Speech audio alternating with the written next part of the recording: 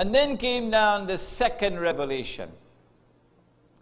Allah waited another 7 years before He sent down the second revelation. Why this long wait? Because a people had to first have faith in their heart, must first have a capacity to see more than these eyes and a degree from UWI to be able to understand the subject. Not all subjects can be understood only and solely in the light of reason. There are those subjects in which internal insight has to complement external observation. When the second revelation came down, we were already in Medina. And now Allah says, "La ta'kulu riba." Do not consume riba. Oh no, this is legislation. This is prohibition. Ad'afan muda'afa. The lady was a widow. She wanted to put up a little house. She borrowed $40,000. By the time she paid off the loan, she paid $160,000. It takes a whole generation to pay it. Ad'afan muda'afa. The interest on the loan exceeded the capital itself by 3 times. This is extortion. This is oppression. And so Allah teaches us one more dimension to the face of riba. It is not just taking and giving nothing in return. It's taking so much. But when the revelation came down, very strangely, it was enforced in a peculiar way. What was the strangeness? There was no retroactive enforcement of the legislation. Suppose the legislation come down Sunday morning, and Saturday night I lend money to you on interest, and you sign the agreement Saturday night. That agreement is still valid. This legislation that come down Sunday morning ain't going to affect that.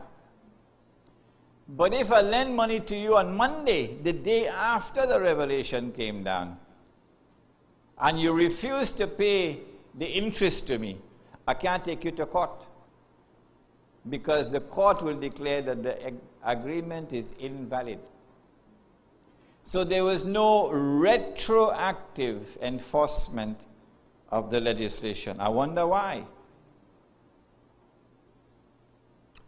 I don't think there's any scholar in history who has written more beautifully on this particular subject of why no retroactive enforcement than a sheikh, an English sheikh. You know what I'm talking about? An English sheikh who wrote beautifully on the subject of riba. Who was he, Azad? An English sheikh. Shakespeare, correct? Shakespeare, correct. And what was the book? Merchant of Venice is correct. After attending this seminar, and reading this book, now go back and read Merchant of Venice another time. And only now, after studying what the Quran says, you could really appreciate the genius of William Shakespeare. Because what Allah is doing, by not offering any retroactive enforcement of the prohibition, is that He wants to, I don't know whether I should use this expression because I like to eat goat meat. He's trying to separate the sheep from the goats. You eat goat meat? He's trying to separate the sheep from the goats. When Allah has sent down revelation condemning riba, prohibiting it, what He has to do in order to eliminate riba is that He has to corner the money lender. You have to corner him. And after you corner him, you have to marginalize him. And after you've marginalized him and he's lost the public relations battle, then you cut off his head. See the strategy? And so, you have to educate the people, let them understand. And that's what Shakespeare did. Antonio is the Christian. And in those days, the Christians still believed that it was haram to lend money on interest. Oh yes, the whole of Europe. And Antonio, he don't like Shylock at all. Shylock is the Jew who lending money on interest, and Antonio always talking against him. And Shylock say, I'm fed up with this man, I don't know what to do with this man. One day, Antonio go fix you up, you know. Until one day, Antonio's friend, Bassanio, who is about to get married to Portia, and Bassanio in a fix, he needs some money. And he turned to Antonio for help. And Antonio, in order to help his friend, he now does what he never wanted to do on his own. He went to Shylock for a loan. Shylock, see Antonio, come in, please. Come into my parlor, said the spider to the fly. So Antonio walked in. How much you want? Any amount, come on. What is the interest? Oh, no. This is a special kind of interest we go give you.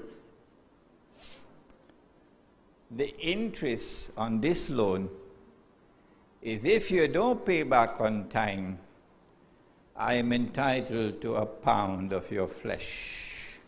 Now this is Shakespeare at his finest. A pound of your flesh. In the hadith, the Prophet ﷺ saw a dream. And in that dream, it was not a pound of flesh, it was blood. It's not your flesh they're eating, it's your blood they're drinking. So they are blood suckers. Louis Farrakhan usually uses this language, but he does not understand the subject. But if Malcolm was alive, Malcolm would grasp this subject. So Antonio signed. Now Antonio have a number of ships, and the ships are on the ocean. So Antonio is afraid, I get in the money, I go pay him back. But a storm came, and all his ships were sunk. Again, this is Shakespeare at his finest. And when the ships were sunk, Antonio couldn't pay back. And when Antonio couldn't pay back, the case come to court before the Duke of Venice. And Bassanio now employs, she offered herself, his fiancée Portia, but she dressed up as a man and as a lawyer in a long gown, robe and so on. Nobody knows a woman. And she come to the court to fight the case. And when she stood up to fight the case, again we see Shakespeare with a tremendous grasp of the strategy in the Quran. That after the second revelation came down, Allah wants to appeal to the milk of human kindness. Appeal to the heart of the money lender. Have a heart, Naman. Give it up, because this is sucking the blood of the people. So that after you're able to separate the sheep from the goats, an expression I'm not comfortable with because I like to eat goat meat, after you have separated the sheep from the goats, and you only have the moneylenders left now who will not give up, only then you move in for the kill. The society at large have understood that lending on interest is blood-sucking. So they dislike the moneylender. They hate him. So you've won the public relations battle. They know that. That's why they take pains to control public opinion. They control the television. They control the newspapers. They control radio. They control all channels of information to ensure that public relations can be brainwashed on their side. So Shakespeare puts Portia now to stand up and fight the case. And she, after having appealed to Shylock to give up the riba, using legal arguments, she then turned from legal arguments to moral arguments. And we're telling the PNM in this country that the moral law is higher than any anti-terrorism legislation that you push to Parliament. That you force down the throats of these people in Parliament in a shameless way. The moral law is higher than any law you could pass in any Parliament. So Portia gives that famous speech, the quality of mercy, who knows? The quality of mercy is not strained. It droppeth as a gentle rain from heaven upon the place beneath. It is twice blessed. It blesseth him that gives and him that takes. It is mightiest in the mightiest. It becomes a throne more better than his crown. The scepter shows the force of temporal power, the attributes of awe and majesty, wherein there sit the fear and dread of kings. But mercy is above thy scepter sway. It is enthroned in the hearts of God. It is an attribute itself. And I can't remember the rest. God couldn't touch Shylock.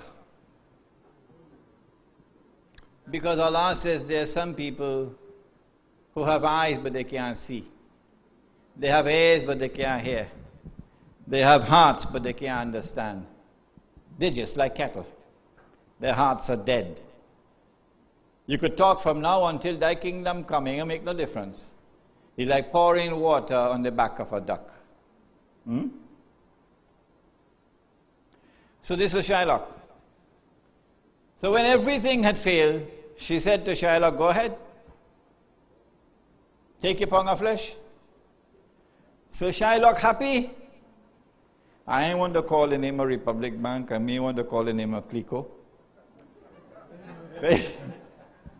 You have a knife. You ready? Come on. We want that house vacated. You didn't pay your mortgage. And when you get the house, you sell it a sweetheart deal. You have your people. And as he take the knife now and he's ready to take out a pound of flesh from Antonio. Shylock is the best here. Then Portia say, hold it. Wait. I have this agreement here, but he ain't saying nothing about blood. And the law of Venice is whoever spills one drop of Christian blood will have all his property confiscated. That's the law, eh? Shylock start to shake. The knife almost fall from his hand. How you go take the pound of flesh without spilling a drop of Christian, not just blood, Christian blood? And then Portia say, wait, something else may see in this agreement. The agreement say exactly 1 pound. So when you're cutting, you better make sure it is exactly 1 pound. Because if it is less or it is more, you're in violation of the agreement. The outcome was that the state confiscated all of Shylock's property. This is Shylock at his best. I mean, this is Shakespeare at his best. And this is the reason why